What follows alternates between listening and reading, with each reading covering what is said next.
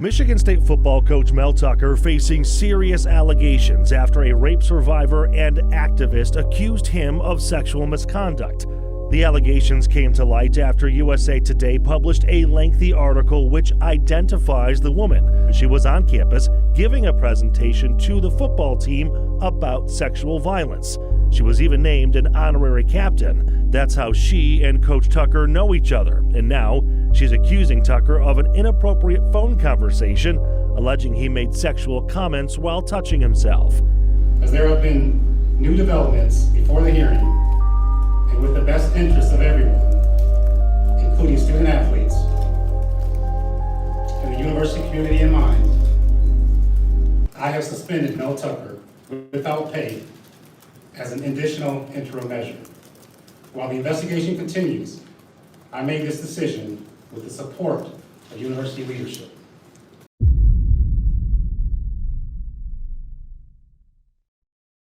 Mel Tucker is in hot water.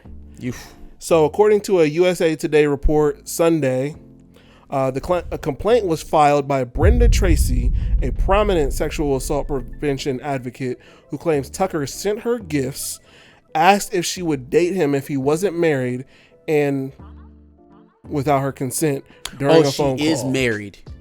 No, if he wasn't married. Oh, Mel. What the? Mel. Yep. I was trying to situate that sentence in the most pristine way. I was like, oh, what's wrong with that? Mm-hmm. It was like, I thought he said if you weren't married, but even if that means she's married at the time. There was no way of construing that. Oh my God. Okay, so Tracy visited Michigan State in August 2021 and April 2022 to speak to the football team about preventing sexual misconduct.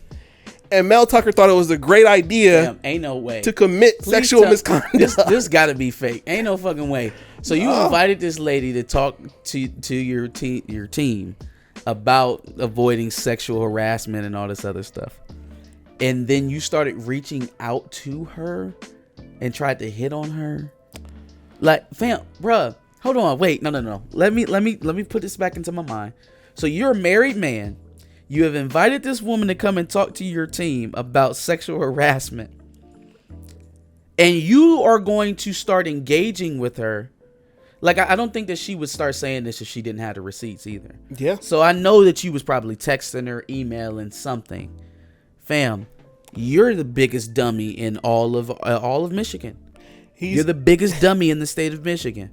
The biggest idiot.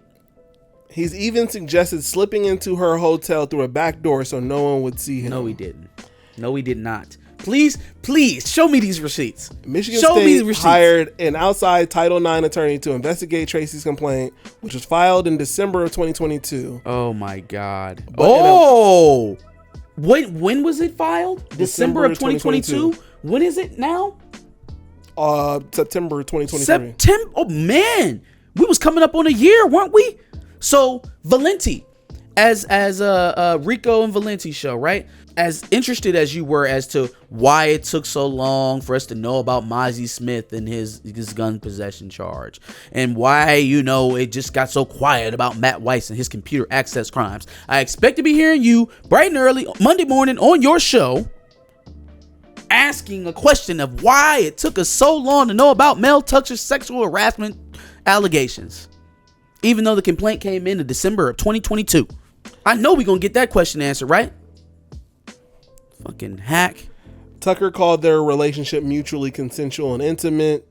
In statements to the investigator, Tucker acknowledged masturbating on the call, but said I'm sorry. No. Wait. Stop. Shut the... Is Mel Tucker designer right now? What the fuck? Over the phone instead of in the plane, but yes, basically. Fam, stop it. Well, here's what he said. In statements to the investigator, Tucker acknowledged that he masturbated on the call, but said the two had consensual phone sex. So, that's what he's alleging in this situation. It don't even matter if it was consensual, fam. It matters not. And I'm inclined not to believe you. You know why?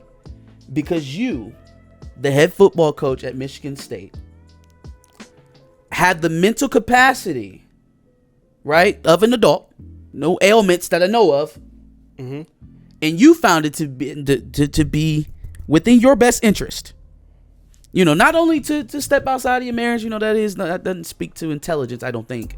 Maybe it does, but whatever. Sure. Right? But to do it with an employee that you engaged with specifically for one reason only initially, to educate your players on sexual harassment. Wild. Now, I don't know what kind of upbringing you had, Mel. But if there was one person that I wouldn't trifle with my infidelity, it would be the woman who educates people on sexual harassment. Yeah. Fam, you work in Lansing, Michigan. Now I know you can find you a hoe. Hey, fam, listen. No disrespect to Lansing. I know it's a working class town, right? Real roll up your sleeves, get it done, right? Respect to Lansing. If Columbus got those type of women, I know Lansing has them. Okay. The last person Mel Tucker should expect to get anything close to anything like this off and pretend it is consensual is with the fucking sexual harassment trainer. What a moron. What an absolute idiot. And if he's doing the things that she's accusing him of, a criminal. Yeah. Yep. A criminal. It's just like, you can't make this shit up. But I think the thing that most people are overlooking is the fact that this brings new meaning to tuck coming. Okay, next topic. Next topic. I had to. It was right there. Oh my God. They can't say that anymore now, right? That's not a thing anymore. The program is in shambles. It is in shambles. Georgia's got so many problems when it comes to... They have a lack of institutional control. Yeah. It wasn't enough that a player and a grad assistant died speeding in Athens, Georgia. It wasn't enough that several more players have received speeding tickets for speeds exceeding 100 miles per hour in residential areas. Yep. But now a coach has gotten arrested for DUI 2 hours before kickoff of the season opener. I didn't want to put the institutional control part on it necessarily because that implies that literally the head coach can't tell his players no. He can't do anything about their behavior. That's where we're at, because now it's beyond grad assistants, it's beyond players, it's moved into the staff. Yeah. Like, there's no amount of, the local media hates us. Yeah, maybe for the sexual assault stuff. I granted you that. Cool. We'll leave that where it was at. This racing shit, this driving 110 miles an hour anywhere in the Hellcat stuff.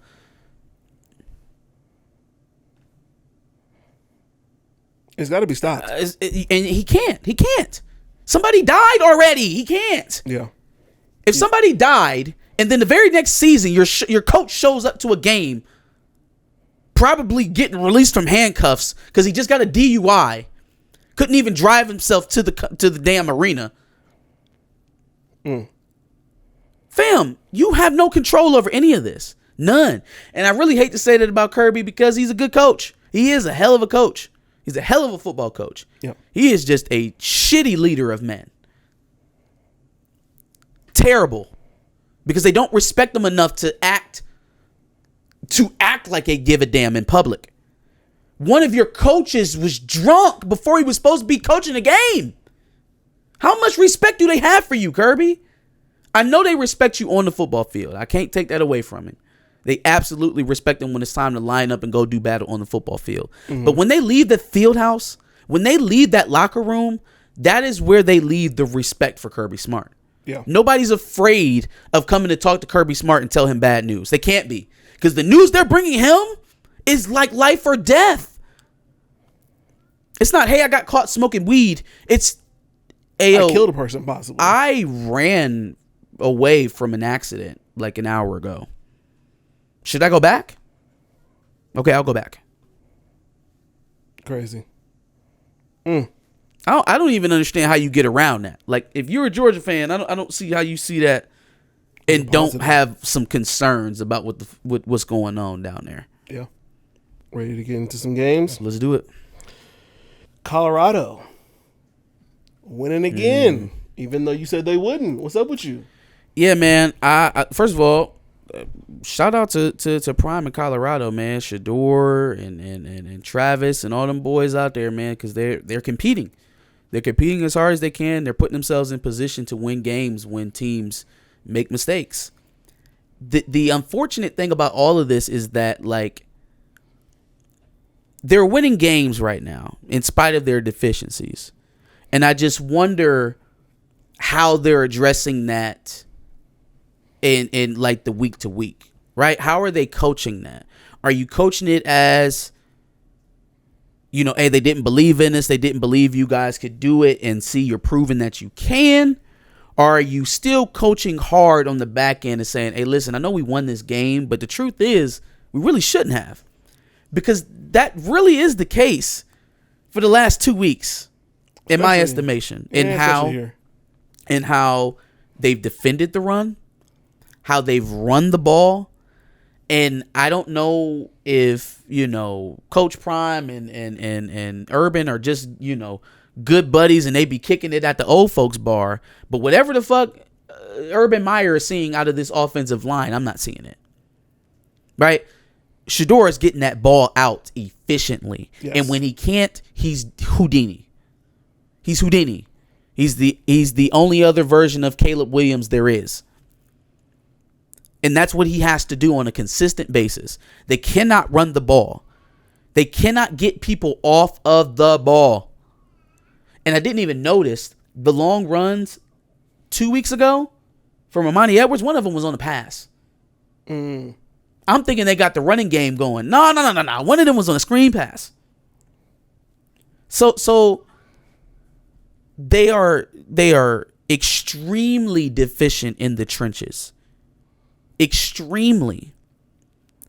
And if Matt Rule had a guy who could stand back there and hand the damn ball off for at least a quarter, for an entire quarter, if he could find a way not to hand the ball off to the other team, Nebraska would have won this game, y'all. As much as exciting as Colorado is, as much as some of y'all would love to see Coach Prime go out here and win every game, they have been so fortunate to run into the teams that they have and gotten the kind of breaks that they've gotten because their deficiencies are glaring. Yeah. And the one team that sits back there and says, you know what? We're not going to blitz Shador Sanders. We are going to get 4 pass rushers. We're going to send them that way, watch them get there, and we're going to play coverage behind it. We're not going to press on offense. We're going to possess the ball. We're going to make sure we get points. We're going to take field goals over going for it for 4th down and handing over momentum for no fucking reason. We're going to play ball control. We're going to get points, and we are going to make them be methodical. We're not going to let Travis Hunter squirt out of there and score for 70. We're not going to let them toss the ball in the flat to the running back and let him go for 80. You are going to score methodically every time you score, or you're not going to score it on. You're going to lose the game. And if they're able to find a way to do that, then watch out. Mm-hmm. I just see very glaring deficiencies that coaches that were supposed to be game changers, that were supposed to be next level coaches in Sonny Dykes and Matt Rule, and they've proven themselves to be noobs up against Coach Prime. Yeah. Coach Prime is coaching circles around these guys. Oh, yeah. He's coaching circles around them with like a high school offensive line. And basically 3 players. 3 plus players. Every time I see Shiloh making a tackle, he going this way. Don't tell me nothing about no Shiloh Sanders. Shiloh Sanders should have stayed at Jackson State. Okay? Yeah, he makes a lot of tackles, but he's rarely in a dominant position making them. But I guess he's a rah-rah guy, so he's good for the culture there. So that's cool. Sure. And but his son. Dylan Edwards, Travis Hunter, Shador Sanders are willing these guys to wins. And it's easier to will them to wins when Jeff Sims. Don't let me take it away from the receiver, number 6. I can't think of his name right now, but he's had a couple good weeks, couple 100-yard receiving appearances. Dawson. Yep, that's his name. He's had a couple really good performances catching the ball. Yeah, no, it's easy to do when Jeff Sims looks absolutely shook and gives the other team the ball multiple times. I mean, he just couldn't stop giving it away. Just couldn't stop. You want the ball? Here. And then get under center. Rules connection with, I don't know if they're like best buds or if that's like Jeff Sims' new dad or something. But like, fam, go away. Yeah. Go away from him. He gonna hand the whole damn season away if you don't. Like if you dropping games to Minnesota and Colorado this early, I can't even tell you what conference play is going to be hell. Conference play is going to be absolutely hell. So, yeah, have fun with that. Absolutely. Any other thoughts? Who else played? Texas A&M sucks again. They lost to Miami. Maryland was struggling with Charleston last night. Was it Charlotte? Charlotte, sorry. Yeah, Charlotte. Coach Biff. Shout out to Coach Biff. Shout out to Julius Welshoff. Shout out to Yabioki. You know what I'm saying? These are names I don't know. Michigan South. Oh, you know them. Michigan South. Yeah, it's Michigan South. They almost beat Maryland. They did. That offense looked absolutely terrible, and I can only blame Josh Gaddis. Because that offense, they never looked like that. It never looked that stagnant against a team like Charlotte. Now, they had a pass rush, don't get me wrong. But it ain't no way they supposed to be out there running with y'all. Oh, absolutely. At all. Not for more than a quarter. Ain't no way in hell. It's Gaddis' fault. I'm telling you, he's bad luck. He's bad luck. Yikes. Because we've seen Talia Tagovailoa for 4 years now. We've seen him. We know what kind of caliber of quarterback he is, right? So if he takes a major step back, it's Josh Gaddis. Same thing happened with Tyler Van Dyke. Tyler Van Dyke all of a sudden is able to get wins against SEC teams now. Obviously wasn't able to do that shit last year when they who won in the A&M Miami game last year? Texas A&M won. It was 17-9. Get rid of Josh Gaddis and look how the tables turn. Yikes. I'm just saying. Michigan UNLV. Michigan wins 35-7. Mm-hmm. In an otherwise fairly comparable game to the game that they played before. JJ looks like the Blue Ranger. Offensive line a little bit better than they were last week. Don't know why we're not seeing a shuffle on the tackles. We were promised that, so I'm not sure why we're seeing so much Hinton and Barnhart. And mostly just because they haven't been bad, but haven't been playing at a level that you think would cement them to be eating as much time as they have. Now, again, first game with with Sharon Moore back as the play caller. And then we got Jay and we've got Mike calling the game. So maybe not as much shuffling on the offensive line as we would like. But here we go. Week 3, we got Bowling Green coming up. So another opportunity to kind of shake things out. I just don't feel like Miles has played well enough in the running game to solidify his spot. Barnhart has kind of been steady in both, but I think athletically, you got two guys on the bench whose ceilings are a lot higher than just doing okay, and that's kind of what I've seen out of the tackles so far. So I think a lot of coaches have seen things in the spring games that they've played, and they want to kind of address some of those things, but they're kind of waiting until they actually see some conference play before addressing some of those things. I don't know that if could be it too. Michigan's tackle situation is that. Maybe at some point they'll want to get some fresh legs for their guys, so maybe they'll start doing that later on in the season. But I haven't seen much of Ladarius Henderson at all. I saw him a little bit in the fourth quarter when Davis Warren got in. Speaking of Davis Warren, fam, you are concerning me. Pooping down your leg 2 weeks in a row. What's going on? Against lesser teams. I don't understand. Like, first of all, they clearly said that maybe you had played your way out of the 2 spot because Jack Tuttle came in first. Then he gets the opportunity because, Jack off from UNLV hits him or throws him out of bounds late and he gets hurt or, gets pulled out of the game because of it. So Davis Warren gets an opportunity, goes and throws a fucking pick. Whoa, Davis, what the hell, man? So the backup quarterback situation is a little bit iffy. Not to mention, we didn't even see Alex Orji, so I don't know if he's hurt or if, he's played his way out of playing time in practice. It could be either one. But all in all, I'd like to see them straighten that out. I'd like to have a clear idea of who it is we're going to if and when JJ has to sit for even a play. Yeah. Because what I seen out of Davis Warren on Saturday, I'm afraid of you getting in at all, fam. Like last week, you're tripping over your feet, you're falling on a rollout, and now the one and only pass attempt that you have is an interception. That's not encouraging. Yeah. Not encouraging. Yeah. So definitely would like to see that straightened out. I'm glad we got some sacks for everybody to be happy about. Now that we can, we can ease up on the whole pass rush thing.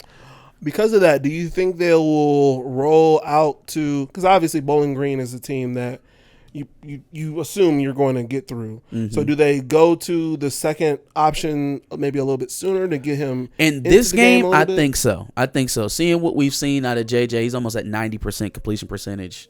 He's got like 7 touchdowns, no interceptions. You don't really have any questions there at all. So yeah, I think this game they will maybe pull it a little bit earlier. Sherron Moore is going to be the head coach. We'll have pretty much everybody in their places except for the head guy. So I think this game will be a lot closer to what actually looks like in league play in the first half. They try to get a little bit more on the board. That's another thing, man. These clock rules suck. They suck. I hate it. And in all honesty, I don't even feel like NFL games move this fast.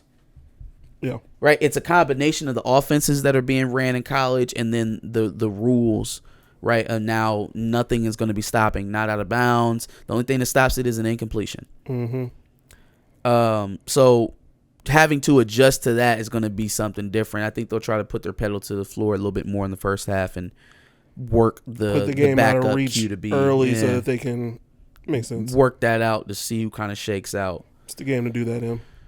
Secondary still looks good. Both of the starting safeties were out though, and that kind of showed a little bit. Quentin Johnson left a little bit to be desired, but I mean, I don't think we gave up more than 250 yards to them total. Running game was held well in check. Another monster game from Kenneth Grant. Chris Jenkins got in there, got some tackles for loss, got half a sack. Braden McGregor had a really good game off the edge. Jalen Harrell had a really good game off the edge. And what was encouraging to me is that it didn't seem like they were doing anything different. Didn't seem like they were doing anything different than what was happening in ECU. They just got home more often. Combination of how they were protecting, the offense that was being ran, and just a little bit more consistent staying in their lanes. Right? I didn't see our 3-tech and our edge running into each other this week the way that they were last week against ECU. I didn't see this wide open void when Kenneth Grant wasn't able to get a push up the middle because nobody else was.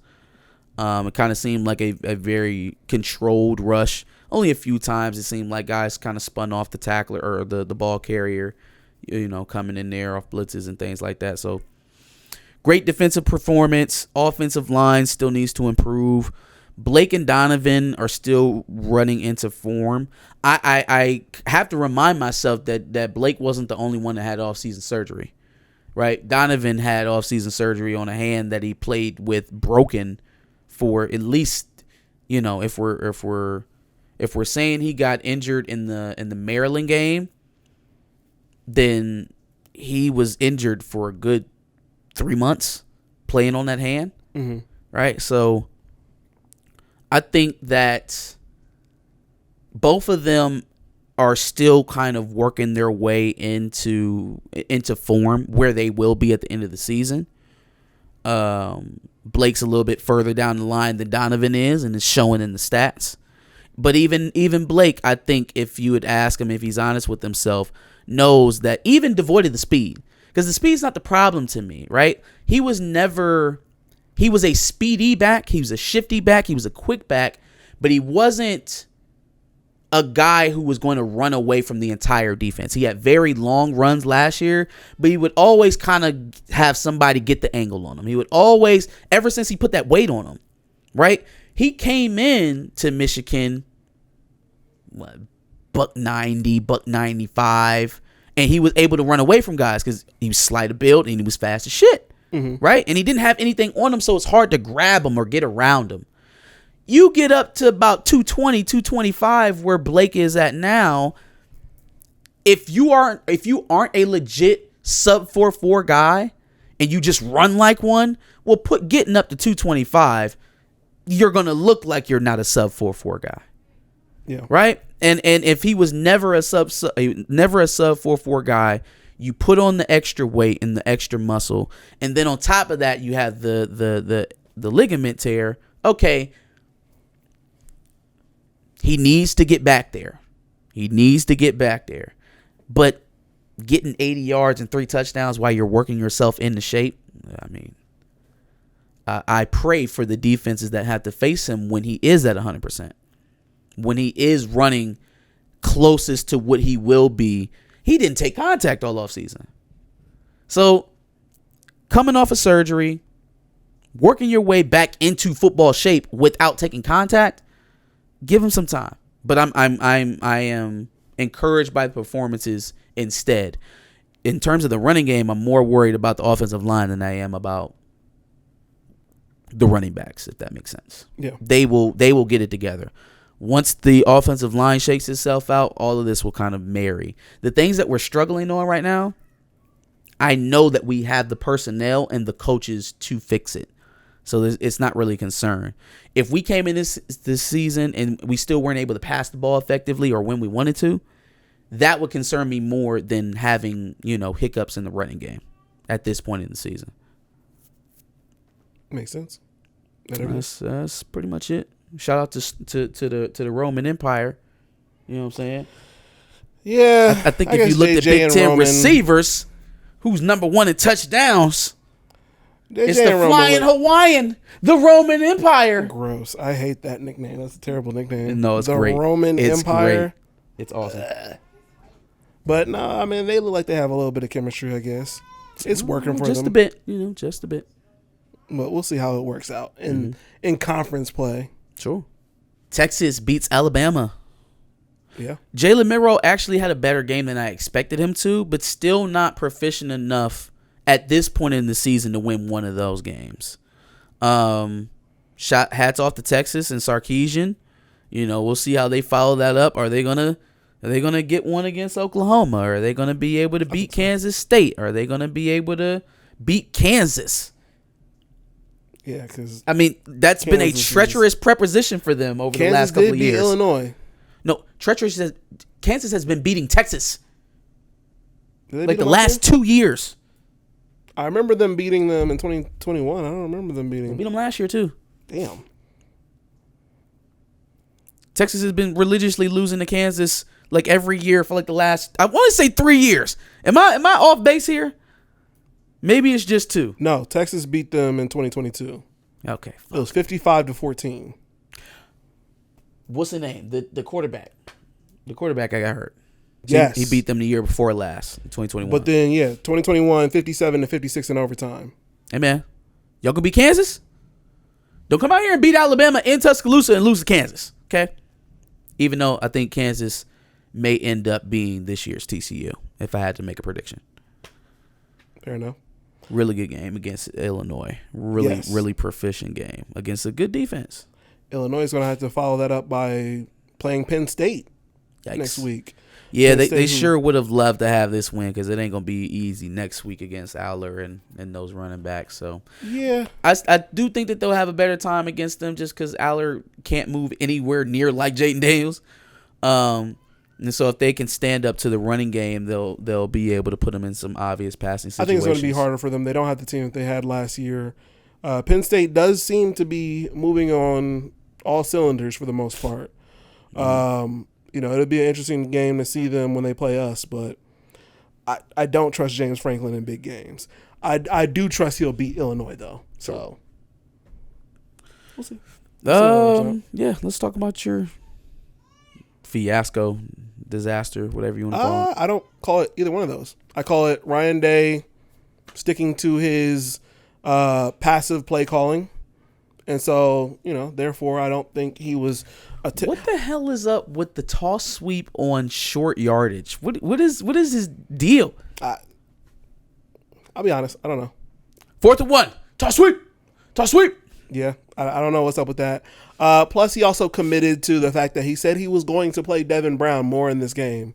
And so he did it, even though it took away some drives from Kyle McCord. And I think Kyle McCord would have scored more, and then we would have seen the score. Well, it's a consequence of what didn't happen in game 1, right? You talked about letting them both play. You didn't play him all that much in game 1, so you had to get him some snaps here in game 2. Yep. Unfortunately, that was the game where Kyle McCord was connecting with Marvin Harrison. Yep. Yeah, man. And Buka got some stats too. Not a lot, but I mean, yeah, looked more like himself, I would say. I'm just not very impressed by anything really going on the QB I'm gonna be honest with right you. now. I think Kyle McCord is the guy. You get him all the snaps, or at least a large majority of the snaps in this next game. Get him confident. We're beating Notre Dame. Yeah, the confidence of beating Notre Dame. I'll tell you why we're beating Notre Dame. Okay.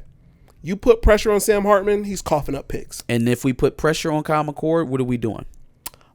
You know what? The offensive line obviously is a little shaky. I think our offense is something that Notre Dame has not seen all year. Hey man, I have never heard a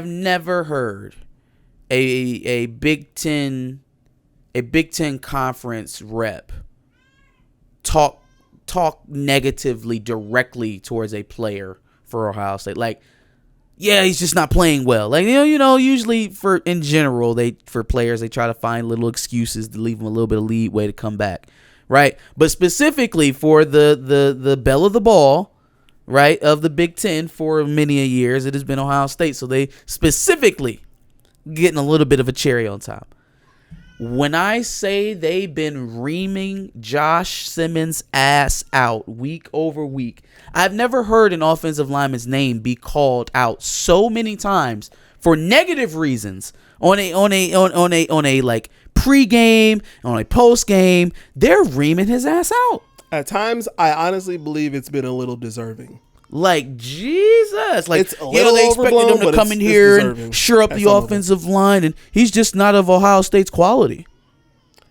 At times, I honestly believe that that's a little bit deserving, and maybe we might need to look at Montgomery, the freshman, coming in as an option. But if he's playing like that, I can only imagine if he's beating him out in practice, if he's beating out Luke Montgomery in practice, I can only imagine what we're going to see if you put in the younger guy. I don't know because I'm not there in practice. Sure. But Ohio State does not like to play freshmen right away like that, especially if they have an older guy there. I don't know that Josh Simmons is that clear above Luke Montgomery. I think Ryan Day is just sticking to his older guy. You play. We'll have to see. I don't know that Montgomery is not the guy. But we got one more game of confidence building, of Kyle McCord doing his thing. And I honestly think at this point in time, Notre Dame hasn't seen anybody like us. I think we'll beat them. And is there any other Big Ten game that you want to discuss at all? I don't think so, man. It was a solid week for the Big Ten, shitty week for the SEC, and okay week for everybody else, I guess. Shout out to Texas. That was a great win. I have to give them their props for that. But tell us what you thought. How did your team do this week? How did you think our teams did this week? Put it all in the comments below. Make sure you like, share, and subscribe, and come back next Thursday. Another House Divided episode. We're, again, on a new channel right now, so trying to get this up and going. Appreciate you if you came over. Yep. Appreciate you if you came over from the old channel. Tell more people about it. Share this page. Got to get it growing so we can get it similar size to what we're doing on the other side, just fully dedicated to college football over here, though. Absolutely. And obviously, make sure you check with us every Thursday. Like he said, we'll make sure to have some more content for you.